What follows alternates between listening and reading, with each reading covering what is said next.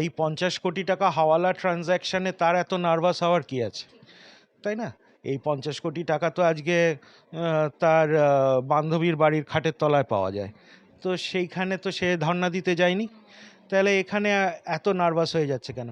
তার কারণ হচ্ছে, হ্যাঁ মানে এটা ওই ডাবল এজ সোর্ড বলে না, যেটা দিয়ে একটা দিয়ে মানে যে দিকটাকে তুমি ধরে কাটবে তোমারও হাতটা কাটছে।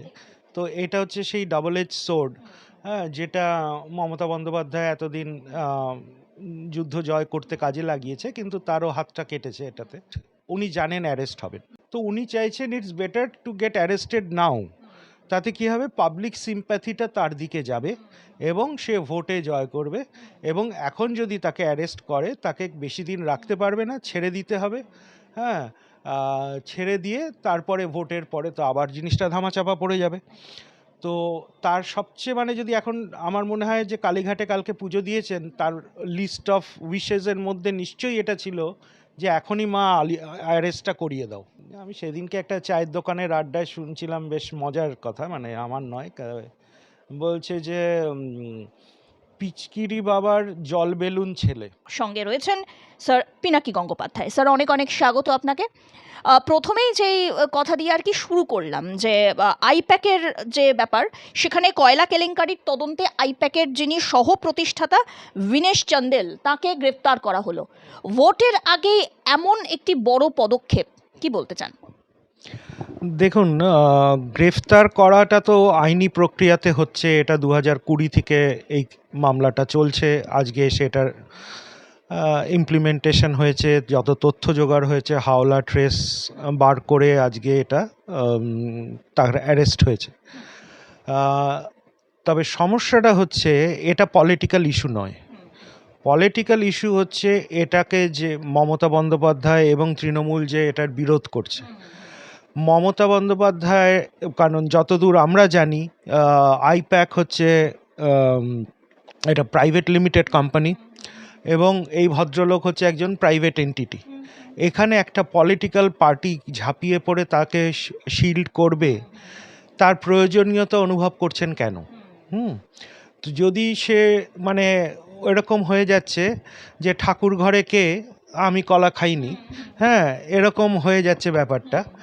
তো মমতা বন্দ্যোপাধ্যায় যদি এইসবের থেকে নিজেকে একটু সরিয়ে রাখতেন এবং বলতেন যে হ্যাঁ ঠিক আছে, যা হচ্ছে এটা তো আইনি প্রক্রিয়াতে, যদি তারা দোষী হয় তখন তাদের শাস্তি হবে, এইটুকু তো মানে জাস্টিসের প্রতি আস্থা মমতা বন্দ্যোপাধ্যায়ের রাখা উচিত ছিল। এছাড়া তো এটা তো অনেক ছোট ব্যাপার, কিন্তু কিছুদিন আগে জানুয়ারি মাসে যে উনি ইডির থেকে ফাইল ছিনতাই করে রীতিমতো, হ্যাঁ, ছিনতাই এবং ডাকাতির কেস ওনার নামে দেওয়া হয়েছে, যে কারণে সেই সবুজ ফাইল নিয়ে যে তিনি চলে গেলেন, এত আর্জেন্সি, এর থেকে বেশি আমার মনে হয় না কোনো চিফ মিনিস্টার আজকের ভারতের ইতিহাসে কেউ এত স্পর্ধা দেখাতে পেরেছে কোনো মানে গভর্নমেন্ট এর সামনে, সেন্ট্রাল এজেন্সির সামনে। কোনো ইনস্টিটিউশনাল একটা এনকোয়ারিকে সে সাবভার্ট করছে, এই জিনিসটা বাংলার লোক মানে সত্যিকারের অবাক হয়েছিল।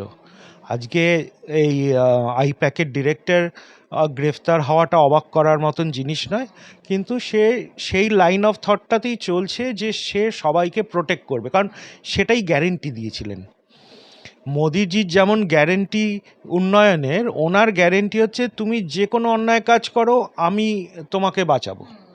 এখন সে তার গ্যারেন্টিতে ফেল করছে, সেই জন্য সে একদম পুরো পুলিশ নিয়ে, রাজীব কুমারকে নিয়ে ওখানে পৌঁছে গেছিলেন। আজকেও সে সেম জিনিস একে দিয়ে এর অ্যারেস্ট করা নিয়ে করছে। আরে বাবা, 50 কোটি টাকা আজকের দেশে লাখ লাখ করে, আর এই কোল স্ক্যামের ভলিউম তো অনেক বেশি, আর এই 50 কোটি টাকা হাওয়ালা ট্রানজ্যাকশানে তার এত নার্ভাস হওয়ার কি আছে, তাই না?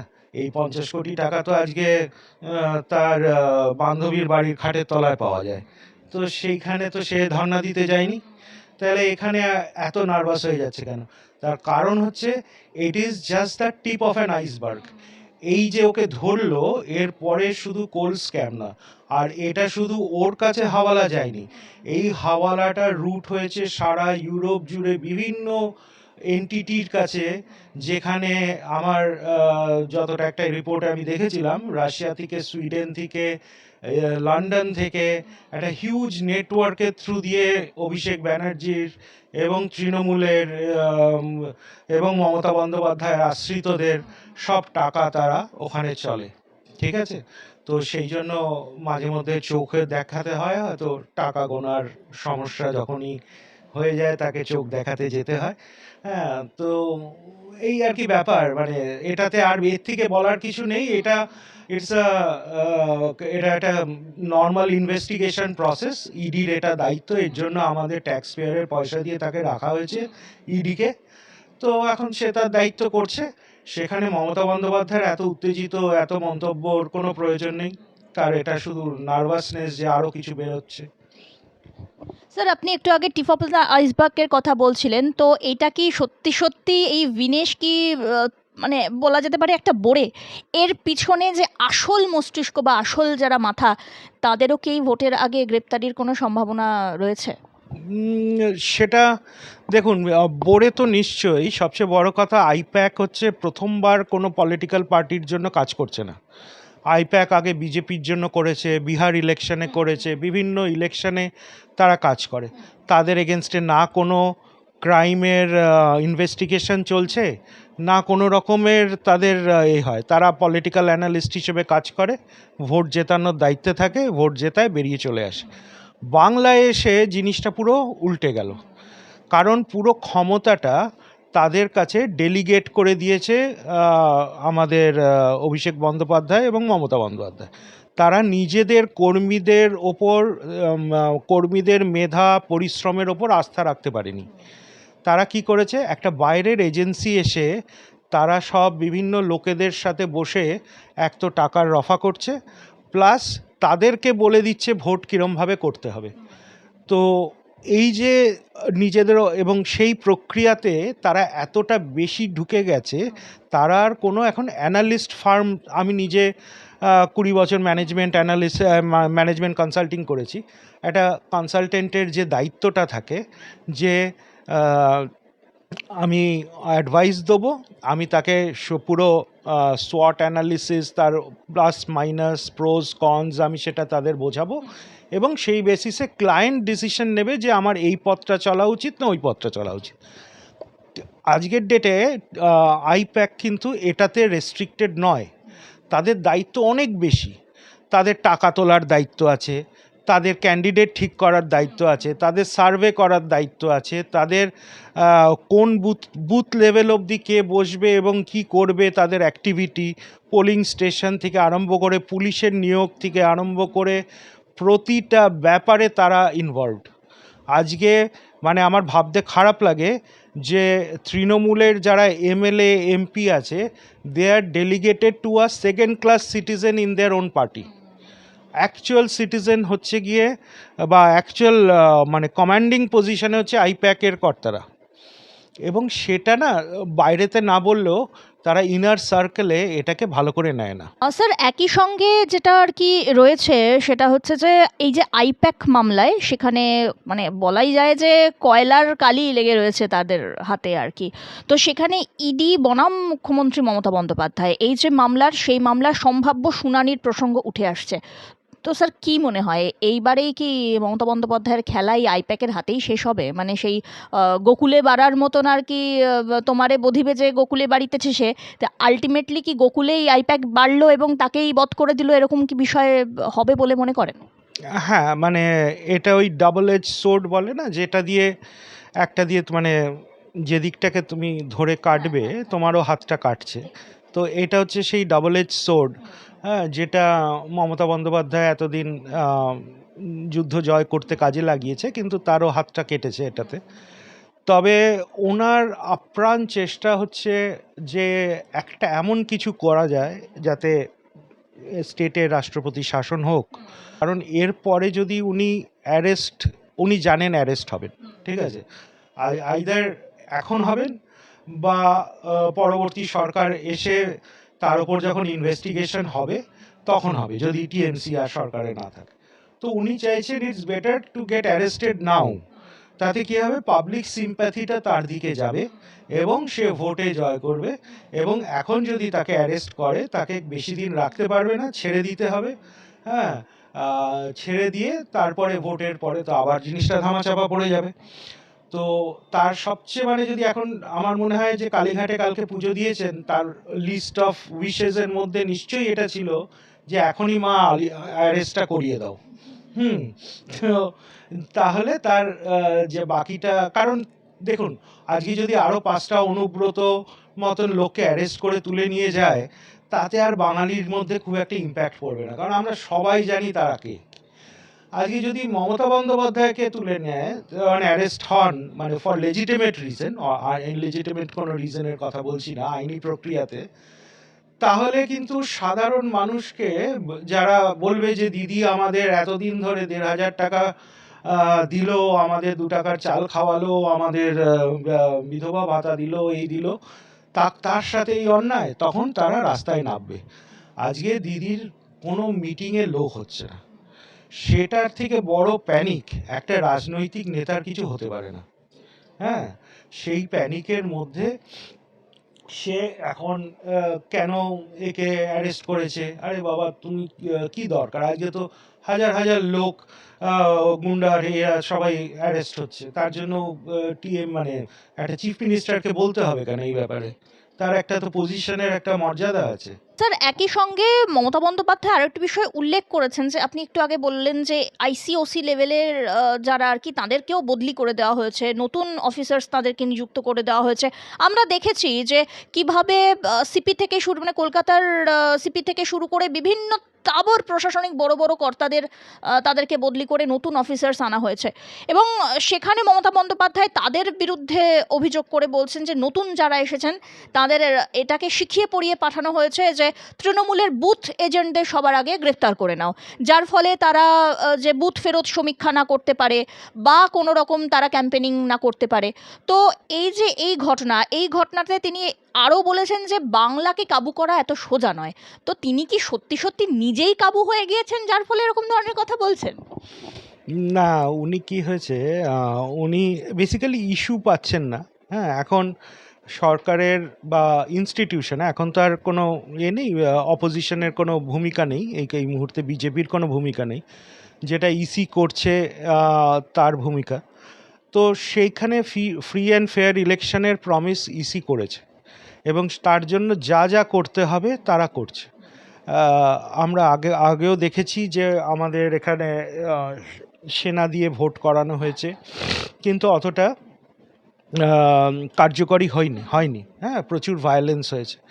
সেই জন্য আজকে ধরুন 10-15-20 দিন আগে থেকে এখানে সব জায়গায় এসে গেছে তারা। যেটা মমতা বন্দ্যোপাধ্যায়ের প্যানিক হয়ে গেছে যে এই যে টাকাগুলো যে এতদিন ধরে বিভিন্ন নেটওয়ার্কে খাটছে, সবটা তারা গুছিয়ে উঠতে পারেনি এখনো। তাদের আরেকটু সময় লাগবে জিনিসটাকে করতে। আর এই সময় ফট করে ক্ষমতা থেকে চলে গেলে এবং তাদের শীর্ষ নেতারা যদি জেলে যায়, সেইখানে অবস্থায় তাদের যত ইনভেস্টমেন্ট আছে, তারাও জানে যে জেলে গেলে বেশি দিন থাকবে না। আজকে টেলিকম স্ক্যামে কত 2 লাখ কোটি টাকার স্ক্যামেও তাদেরকে বেশি দিন রাখতে পারেনি, 1-8 বছর ছিল। কিন্তু সেও জানে বেশি দিন রাখতে পারবে না। কিন্তু তার সমস্যা হচ্ছে এই পিরিয়ডে তারা যে টাকাটা কালেকশন করেছে, এই চাকরি চুরি, কয়লা চুরি, গরু চুরি, এই যে বিভিন্ন চুরি থেকে এবার টাকাটা হাতছাড়া হয়ে গেলে পরের বার ভোটে এসে তারা থই পাবে না। স্যার একই সঙ্গে তিনি সরাসরি ইভিএম নিয়ে প্রশ্ন তুলছেন। তিনি বলছেন যে ইভিএম নাকি কেন্দ্র থেকে বিজেপি তৈরি করে পাঠাচ্ছে ভোট স্ক্যামিং করার জন্য, ভোট রিগিং করার জন্য। তো ইভিএম আমরা যেরকমটাই জানি যে রীতিমতো কেন্দ্রীয় বাহিনী তাদের তত্ত্বাবধানে ইভিএম আসে এবং একই সঙ্গে স্ট্রং রুমে ইভিএম সিল পর্যন্ত করে রাখা হয়, যতক্ষণ না পর্যন্ত ভোট শুরু হচ্ছে সেই সিল ভাঙা হয় না, তারপরেও সিল করে সেটিকে স্ট্রং রুমে ঢুকিয়ে দেওয়া হয়। তো ইভিএমে কি এখন বিজেপি তৈরি করছে? না, ঠিক আছে, দেখুন উনি বললাম না আগে যে উনি ইস্যু পাচ্ছেন না। এখন ইভিএম নিয়ে রাহুল গান্ধীও অনেক কিছু বলেছিল একটা সময়। তো ইভিএম নিয়ে কিছু প্রুফ করা যায়নি যে ইভিএম সুপ্রিম কোর্টেরই রায় আছে আমার ধারণা, যে EVM is the most secured way of voting. কারণ আমাদের মতন 140 কোটি লোকের দেশে ইভিএম ছাড়া ম্যানুয়াল ভোট করতে গেলে এখন সেটা আর সম্ভব না। আর এই যে যেহেতু আমাদের কাছে সেই প্রযুক্তিটা আছে, হ্যাঁ, to make it a full proof thing, তো ইভিএমকে ভয় পাওয়ার কারণটা ইভিএম নয়। ইভিএমকে ভয় পাওয়ার মানে ওখানে ভয়ের কারণটা হচ্ছে ওই পোলিং বুথে ছাপ্পাটা মারা যাবে না, কারণ ও দেখতে পাবে যে কোন টাইমের মধ্যে কতগুলো ভোট হয়েছে, তাই না? এটা তো প্রতিটা একটা লোক ভোট দিয়ে আসা এবং দ্বিতীয় লোকের মধ্যে অ্যাটলিস্ট 1-1.5 মিনিটের তো ডিফারেন্স হয়। কিন্তু যারা যখন ওই ছাপ্পা ভোটটা মারে, তারা দেখা যায় যে 500 ভোট 3 মিনিটে দিয়ে দিয়েছে। তো এই জন্য তারা ইভিএমের একটা বিরোধিতা চালিয়ে যাচ্ছে, মানে সেটার কোনো বেসিস নেই। ইভিএম বিজেপি বানায় না, এবং ইভিএম নিয়ে সমস্যারও কোনো জায়গা নেই। স্যার, এবারে একটু উত্তরপাড়া প্রসঙ্গে আসি। এই উত্তরপাড়া বিধানসভা কেন্দ্রে তৃণমূলের পক্ষ থেকে যাকে প্রার্থী করা হয়েছে তিনি শ্রীরামপুরের তৃণমূল সাংসদের পুত্র। তবে দেখেছি আমরা অভিষেক বন্দ্যোপাধ্যায় হন কিংবা শীর্ষান্ন বন্দ্যোপাধ্যায়, সেই সব ক্ষেত্রেই মুখ্যমন্ত্রী হিসাবে মমতা বন্দ্যোপাধ্যায় বরাবর বলে এসেছেন, আমি আন্দোলনের মধ্যে দিয়ে জন্মেছি, আন্দোলনই আমার মা বাবা, মাটি আমার মা, বাংলার মানুষ আমার সব কিছু, আমার পরিবার। তবে তিনি এখন কোথাও না কোথাও কি নেপোটিজমকে প্রমোট করছেন? হ্যাঁ, নেপোটিজমকে না, উনি যেটা প্রথমে ফার্স্ট পার্টটা আপনি যেটা বললেন সেটা ঠিক। উনি নিজের লড়াইয়ের মাধ্যমে বড় হয়ে মানে উঠে এসছেন এবং নিজে করেছেন, অলদো বিজেপির সাপোর্টেই করেছেন ইনিশিয়াল ডেজে, নিজে একা তো করতে পারেননি। তো এনিওয়ে, তো সেইখানের থেকে বেরিয়ে এসে সে নিজে অপোজ করা শুরু করলো। আদবানিজির এগেনস্টে একটা ফলস অ্যালিগেশনের বেসিসে মন্ত্রিত্ব ছেড়ে দিল, তাতে বাংলার ক্ষতি হলো।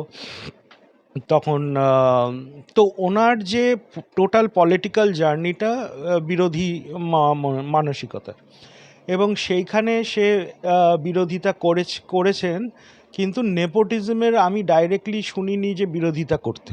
হ্যাঁ, আপনি যদি চিন্তা করে দেখেন, আমি ওনাকে কোনো স্পিচে শুনিনি যে উনি সোনিয়া গান্ধী, রাহুল গান্ধী এই নিয়ে, বা মায়াবতী, অখিলেশ যাদব বা লালু প্রসাদ যাদবের এই নেপোটিজম নিয়ে সে কোনো দিন সোচ্চার হয়েছে। তো সেই জন্য তার কাছে এই নেপোটিজমটা কাইন্ড অফ এক্সপেক্টেড, কারণ এত টাকার ব্যাপার, কাকে ট্রাস্ট করবে? নিজের বাড়ির লোককে ট্রাস্ট করাই বেটার, তাই না? আমি হলেও আমার ছেলেকে ট্রাস্ট করতাম আমার। তো এই হচ্ছে ব্যাপার।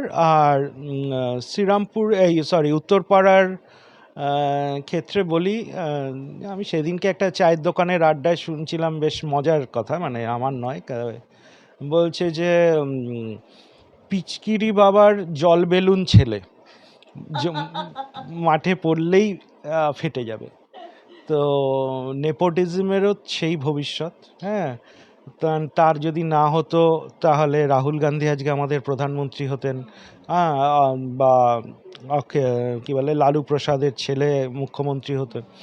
তো সেটা হয় না। এটা আমাদের এত বড় দেশ এবং এত প্রাচীন সভ্যতার আমরা মেরিট, সেই লোকটা হতে পারে কারোর ভাই, কারোর বোন, কেউ কিছু হতে পারে, তাতে অসুবিধা কিছু নেই, কিন্তু তাকে তার মেরিটে আসতে হবে। এইটা হচ্ছে মিনিমাম ক্রাইটেরিয়া। হ্যাঁ, তো এইটুকুই বলবো, আর কিছু না।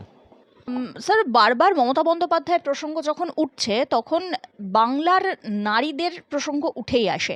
তো আমরা দেখতে পাচ্ছি যে অভয়ার মা রত্না দেবী, তিনি প্রচারে বেরোলে রোজ দিন আক্রান্ত হচ্ছেন।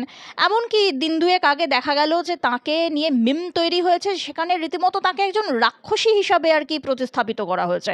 এবং শুধুমাত্র তাই নয়, আমি একটুখানি পরিসংখ্যান যদি তুলে ধরি, শাস্তির হার, অর্থাৎ মহিলাদের বিরুদ্ধে বাংলাতে শাস্তির হার মাত্র 17%। এবং একই সঙ্গে বারবার নারীদের ওপরে নৃশংস অত্যাচার রুখতে ব্যর্থ হচ্ছে প্রশাসন। তো সত্যিই কি বাংলার মানুষ, যারা যে মেয়ে হারা মা তার একমাত্র সন্তানকে হারিয়েছেন, তাকে রাক্ষসী হিসাবে মিম বানাতে পারেন? তারা কি কিংকর্তব্য বিমূঢ় হয়ে যাচ্ছেন? তারা কি ন্যূনতম সংবেদনশীলতাও কি হারিয়ে ফেলছেন? কি বলবেন? দেখুন, মিম বানানোটা তো বলার মানে এটা তো একটা রুচির ব্যাপার, এটা একটা কুরুচিপূর্ণ। আগের দিনে আমি বলছিলাম যে বাঙালির রুচিবোধ অনেকভাবে এই তৃণমূলের জন্য নষ্ট হয়ে গেছে। তো তারা ওই রকম মিম বানাবে সেটা কথা না। এবং একটা পরিসংখ্যান আছে যে আসাম ভোটে একটা মানে কিছু হ্যান্ডেল, যেটা এআই জেনারেটেড হ্যান্ডেল থেকে 4 মিলিয়ন এরকম মিম বানিয়ে পোস্ট হয়ে যাচ্ছে অটোমেটিক্যালি। ওকে, কোনো হিউম্যান লাগছে না, ওটা এআই জেনারেটেড পোস্ট হচ্ছে। তার মধ্যে একটা হ্যান্ডেল থেকে অলমোস্ট 98% পোস্ট হয়েছে। তো এরকম আপনি আগামী দিনে আরও দেখবেন, হ্যাঁ, এবং এমন সব ভিডিও দেখবেন যেগুলো মনে হবে রিয়েল। এটা তো ওনাকে মেলাইন করার জন্য করেছে, which is very unfortunate, but এমন সব রিয়েল জিনিস দেখতে পাবেন যে বিভিন্ন সংবাদ মানে এদের যারা চ্যানেল আছে তারা এগুলো শুরু করবে, মানে করেছে অলরেডি, বাট আরও এআই জেনারেটেড ওয়েতে এরা মানে ম্যাসিভ আকারে করবে।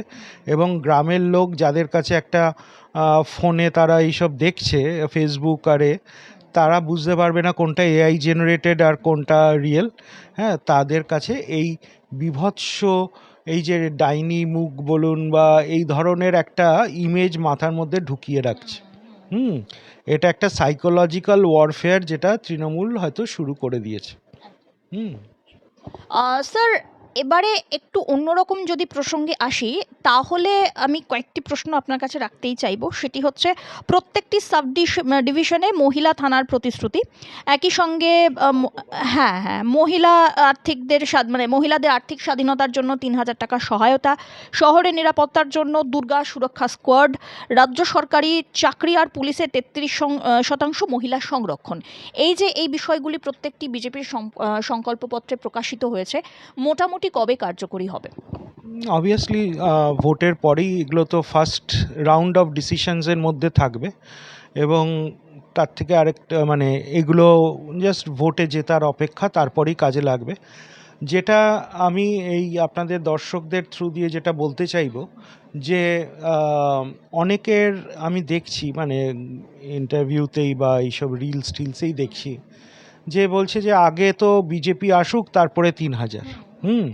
তো সেখানে আমাদের যে কর্মীরা যে কাজটা করছে যে সবাইকে এই অ্যাসিওরেন্সটা দেওয়া যে 3,000 টাকাটা ইজ গ্যারেন্টেড। আজকের দিনে বিজেপি সরকারে এলে এই 3,000 টাকা, এই নারী সুরক্ষার যা বাকি দুটো বললেন, এটা তো গিভেন, এটা তো মানে হওয়াটা মানে এটা অ্যাকচুয়ালি এর মনে হয় প্যারালাল কোনো প্রকল্প মমতা বন্দ্যোপাধ্যায়েরও ছিল।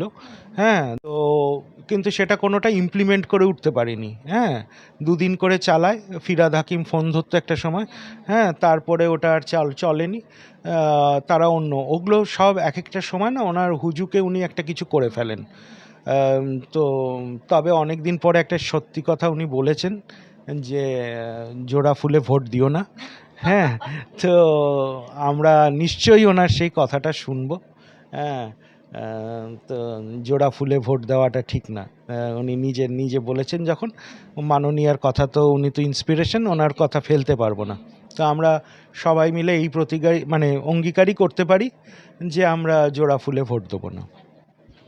স্যার, সর্বশেষ প্রশ্ন এটাই থাকছে যে বর্তমানে বিজেপির যা শক্তি, বঙ্গ বিজেপির যা শক্তি, তো সেই শক্তি থেকে তৃণমূলকে সমূলে উপড়ে ফেলা কতটা সম্ভব? হ্যাঁ, এটা একদম সম্ভব। এবং আমরা মানে বিজেপির যা সমীক্ষা আছে তাতে আমরা মানে কী বলে সংখ্যাগরিষ্ঠতার ওপরে কমফোর্টেবলি যাব। আর এই ভোটের কয়েকটা জিনিস আছে যে এই ভোটটার ম্যান্ডেটটা হচ্ছে যে আমরা আদৌ বাংলাদেশ হতে চাই কি না। হ্যাঁ, আমাদের ডেমোগ্রাফিক শিফট কীরকম আমরা দেখতে চাই, আমরা হিন্দুরা একসাথে থাকতে জানি কি না। হ্যাঁ, আমরা নিজেদের কলকাতার বাড়িটা বিক্রি করে সোনারপুরে চলে যাব কি না।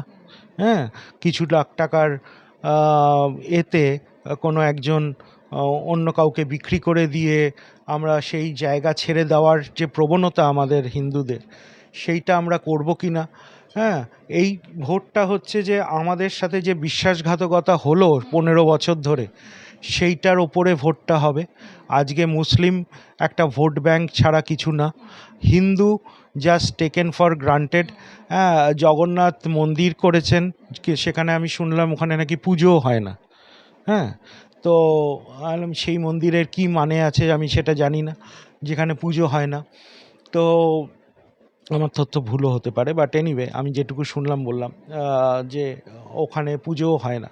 উনি হিন্দু অ্যাপিজমেন্ট খুব লেটে চালু করেছেন, কারণ ওনার হিন্দু ভোটটা এখন এইবার মনে হচ্ছে লাগবে, এতদিন মনে হয়েছিল ওটা লাগবে না। এইবার বেকার যুবকদের জন্য এটা একটা মানে বিশ্বাসঘাতকতা। তাদের চাকরি কর্মসংস্থান কিচ্ছু হয়নি। স্টেজে দাঁড়িয়ে চেঁচিয়ে চেঁচিয়ে 2 কোটি লোককে চাকরি দিয়েছি বলছে, আর এদিকে ডবল চাকরি হবে। আর না না, বলছেন যে দিয়েছে 2 কোটি লোককে চাকরি। তো সেই সমীক্ষা আমরা দেখতে চাই যে কোথায়, মানে সেই নাম্বারস আমরা দেখতে চাই কোথায়। আর যদি সেটাই হয় তাহলে আমরা এটাও দেখতে চাই যে লাস্ট 15 বছরে পরিযায়ী শ্রমিকের সংখ্যা কত গুণ বেড়েছে। হ্যাঁ, এইগুলোর ওপরে ভোটটা হবে। এছাড়া ওনার যে আমাদের একটা এখানে না অনেকগুলো লিস্টের ওপর ভোট হবে। এক হচ্ছে লিস্ট অফ করাপশানে কত তাদের মানে সেই লিস্টে কত আছে, কতগুলো করাপশান আছে, ঠিক আছে, লাস্ট 15 বছরে। এখানে হবে ভোট হবে লিস্ট ইন দ্য এসআইআরে 90 লাখ লোক বাদ যাওয়ার পরের লিস্টটা কি, সেইটার ওপরে ভোট হবে। এখানে ভোট হবে বেনিফিশিয়ারি লিস্টের ওপর।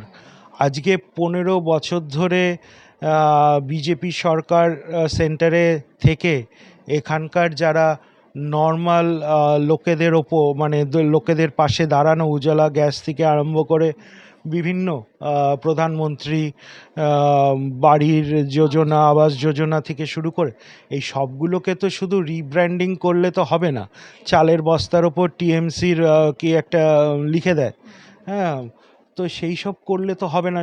এবার তো রিয়েল হিসেবটা নিতে হবে যে কত লোক আমাদের বেনিফিশিয়ারি আছে, এবং তারা কি সত্যি জানে যে তারা বিজেপি বা সেন্টারের এডের, বিজেপি নয়, এটা সেন্ট্রাল গভর্নমেন্টের এডে পেয়েছে। এই যে তারা বলে যাচ্ছে যে সেন্টারের থেকে তারা কিছু মানে পায় না, এত লাখ কোটি টাকা তারা সেন্টারের থেকে দাবি করেছে পায় না, এগুলোর ডেটা কোথায়? সেই ডেটা তো আমাদের কাছে পাবলিশ করে না। কাঞ্চন মল্লিক নাকি উত্তরপাড়ার ডেটা পাবলিশ করার জন্য উঠে পড়ে, মানে একদম রেডি ছিলেন। উনি নাকি প্রচুর ডেভেলপমেন্ট করেছে উত্তরপাড়ায়, সেই ডেটাটা কোথায়? এনারা আসছেন, টিভি বাইট দিচ্ছেন এবং ডেটা আছে, আমরা এই করেছি ওই করেছি বলে গেলে তো হবে না। একটা তৃণমূলের একটা ওয়েবসাইটে এগুলো তুলে দিক, আমরা দেখে নেব। যদি কাঞ্চন মল্লিক এতটাই উন্নয়ন করে থাকেন উত্তরপাড়ায়, তাহলে তাকে উল্টে কেন এবারে প্রার্থী করা হলো না? এটাও তো একটা প্রশ্ন থেকে যাচ্ছে না? হ্যাঁ, কাঞ্চন মল্লিককে করা হলো না নয়, মানে কাঞ্চন মল্লিককে করলে দেখুন, এটা হাঁটতে গেলেও তো একটা সম্মানীয়ভাবে হাঁটতে হবে। কাঞ্চন মল্লিকের এবার দাঁড়ালে তো জামানত বাজেয়াপ্ত হয়ে যাবে, বাট রেসপেক্টফুলি হারবেন। তো সেই একটা রেসপেক্টের জায়গাটা রাখছে যাতে পরের বার এসে এই জায়গাটাকে নিতে পারে। বাট তারা তো একটা লস্ট ব্যাটেলের পিছনে দৌড়চ্ছে, তো সেখানে আমাদের কি বলবো, শুভেচ্ছা রইল তাদের জন্য। হারের শুভেচ্ছা না, আমি ওনাদের ওই একটা পেনশন স্কিমের কথা আমি আগের দিন বলছিলাম মনে হয় আপনাদের চ্যানেলেই। তো সেই ব্যাপারে যাতে ওনারা সবাই ঠিক মতন কাটমানি চলে গেলে একটা তো কিছু তো রোজগারের ব্যবস্থা রাখবে, তো তাদের একটা পেনশনের একটা সরকারি ব্যবস্থা, সেটা আমার যদি বিজেপি কিছু সংকল্পপত্রে দিতে পারতো ভালো হতো, যে যারা কাটমানি থেকে মানে I am not saying it on a lighter note, মানে ডোন্ট কোট মি, যে যারা এতদিন ধরে কাটমানি পেয়েছে, হ্যাঁ, তাদের সংখ্যাটা তো সবচেয়ে বড়। হ্যাঁ, তো তাদের জন্য আমরা কিছু ভাববো, ভাতা দেবো। হ্যাঁ, তো তাহলে হয়তো আমাদের চান্সেস বেটার ছিল। এটা আমি মজা করে বলছি, ডোন্ট টেক ইট আদারওয়াইজ। হ্যাঁ, তো আমার সেটারই শুভেচ্ছা রইল আর কি।